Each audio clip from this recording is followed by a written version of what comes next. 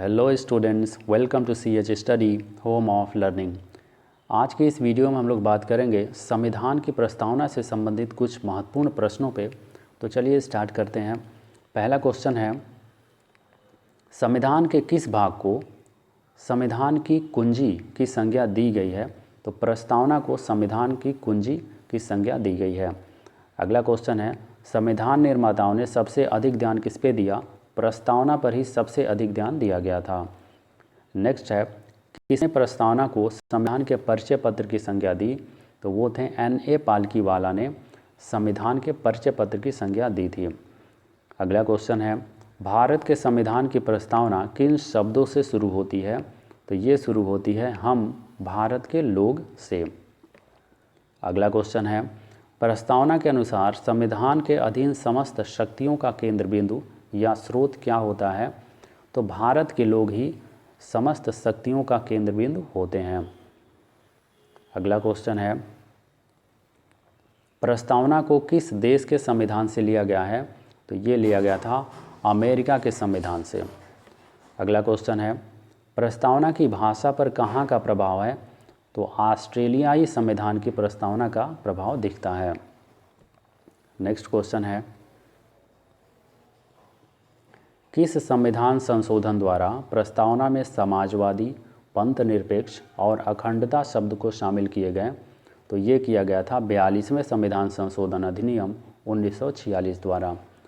अगला क्वेश्चन है, प्रस्तावना में स्वतंत्रता, समता और बंधुता के आदर्शों को कहाँ से लिया गया है?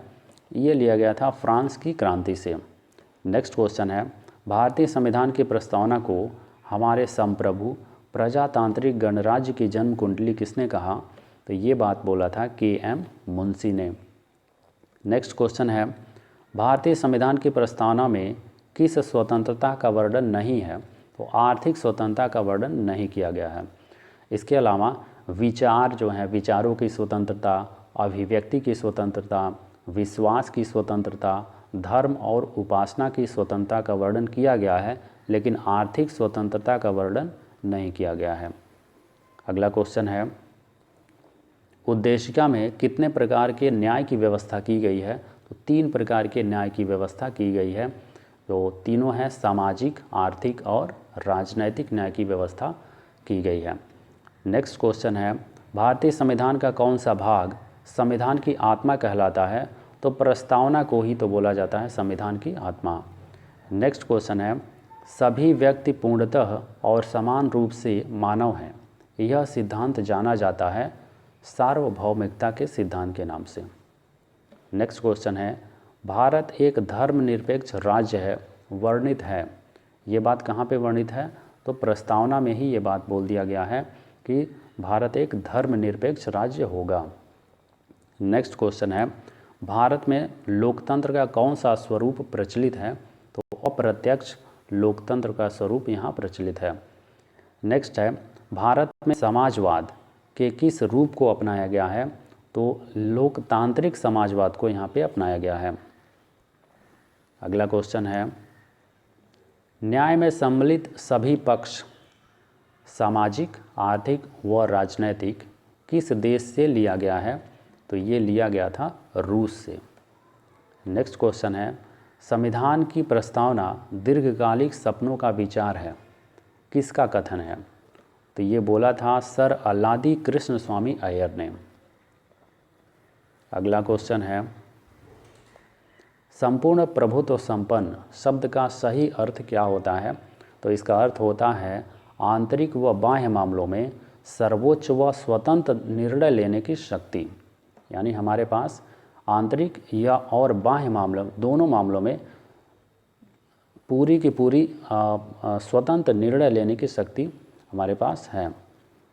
नेक्स्ट है, किस वाद के तहत सर्वोच्च न्यायालय ने स्वतंत्र प्रस्तावना को संविधान की मौलिक संरचना का भाग स्वीकार किया था? तो ये किया था केशवानंद भारती बनाम केरल राज्य 1973 में।